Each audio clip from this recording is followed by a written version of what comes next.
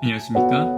고린도후서 82번째 시간, 고난당하는 자를 살피는 것은 예수님을 살피는 것입니다.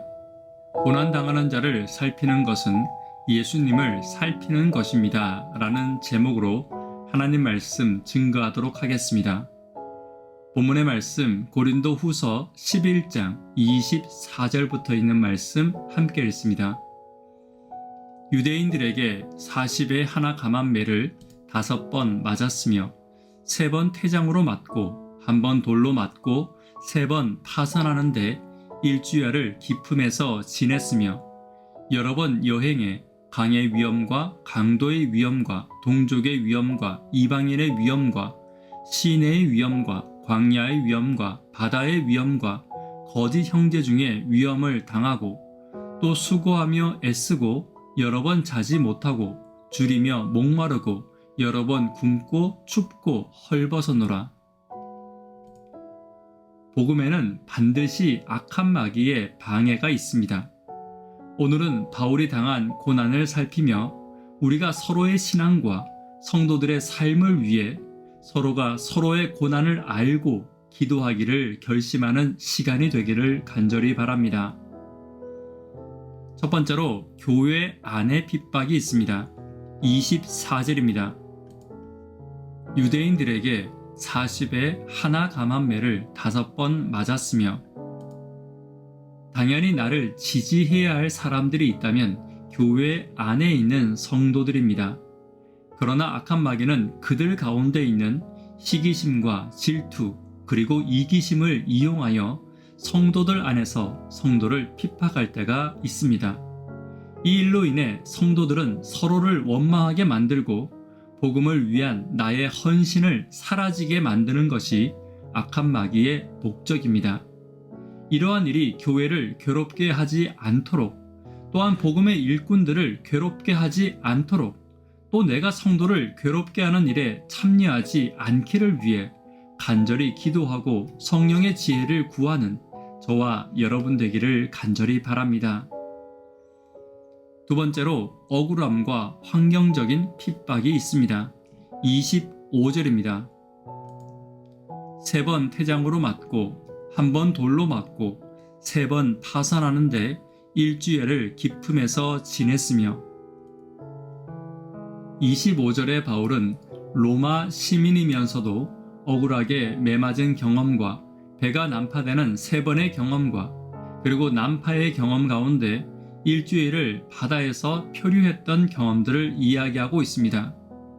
복음을 전하는 사도일지라도 모든 환경의 어려움으로부터 보호받을 수는 없습니다.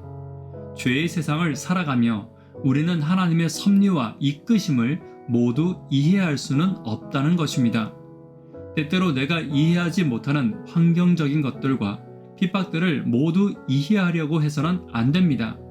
다른 사람의 고난을 억지로 설명하려고 해서도 안 될 것입니다.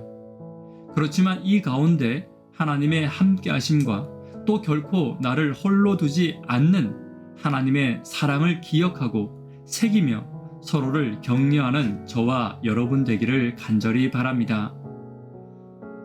세 번째로 육체와 정신적 고통이 있을 것입니다.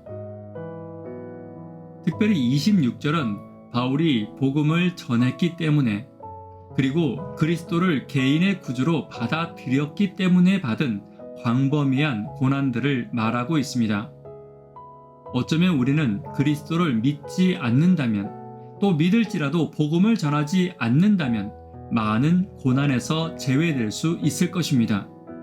특별히 거짓 형제들의 핍박이나 함께 예수를 믿는 자들로부터의 배신과도 같은 고난을 당하지 않을지도 모릅니다. 그러나 이 일이 바울에게는 결코 복음을 포기할 만한 일이 되지 못했습니다. 왜냐하면 복음은 바울이 당한 고난보다 귀하며 심지어 바울의 생명보다 더 귀하고 가치 있는 것이기 때문입니다.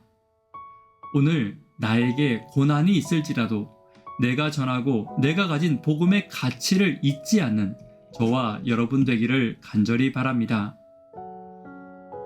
네 번째로 그리스도의 고난이 있습니다. 27절입니다. 또 수고하고 애쓰며 여러 번 자지 못하고 줄이며 목마르고 여러 번 굶고 춥고 헐벗어노라. 바울은 복음을 위하여 또한 성도와 교회를 걱정하여 수고하고 애쓰며 제대로 자지 못하며 배부르게 먹지 못하고 또한 경제적인 풍요를 누리지 못했습니다. 여기서 우리가 기억해야 할 것은 예수님도 같은 고난을 겪으신 것입니다. 앞서 말씀드린 환경적 고난과 정신적, 육체적 고난, 그리고 형제와 교회 안에서의 고난을 예수님도 겪으셨습니다. 그러므로 예수님은 고난당하는 성도를 가장 잘 이해하시고 가장 큰 사랑으로 지켜주시고 위로하시는 분이심을 잊지 않아야 합니다. 그리고 지금 우리 안에 이러한 성도와 사역자가 있다면 교회와 성도는 마땅히 이러한 성도와 사역자를 돌아보고 위로해야 합니다. 특별히 이러한 돌봄은 개인적인 돌봄이 되어야 합니다. 교회적으로 공식적인 일이 되지 않도록 하는 것이 중요할 것입니다. 자칫 이 일로 또 마땅히 위로받아야 할 성도나 사역자가 다시 시험받을 수 있기 때문입니다. 그리고 이 일에 함께하는 성도는 지극히 작은 자에게 함께한 것이 곧 나에게 한 것이라는 예수님의 축복이 고난당하는 자나 고난당하는 자를 살피는 성도에게 반드시 함께 하실 것입니다. 말씀에 결론 맺도록 하겠습니다. 복음을 전하는 성도에게 오는 고난을 살펴보았습니다. 교회 안에 핍박이 있습니다. 억울함과 환경의 핍박이 있습니다. 육체와 정신의 고통이 있을 것입니다. 그리스도의 고난이 있을 것을 잊지 않고 고난당하는 성도를 위해 위로하기를 그치지 않는 저와 여러분 되기를 간절히 바랍니다. 기도 제목 함께 나누도록 하겠습니다. 구도자분들을 위해 기도 부탁드립니다. 청년, 학생, 어린이를 위해 간절히 기도 부탁드립니다. 고난당하는 도움이 필요한 성도를 살피고 함께 기도하는 내가 되기를 위해 기도 부탁드립니다. 이 시간 개인적으로 기도하도록 하겠습니다. 감사합니다.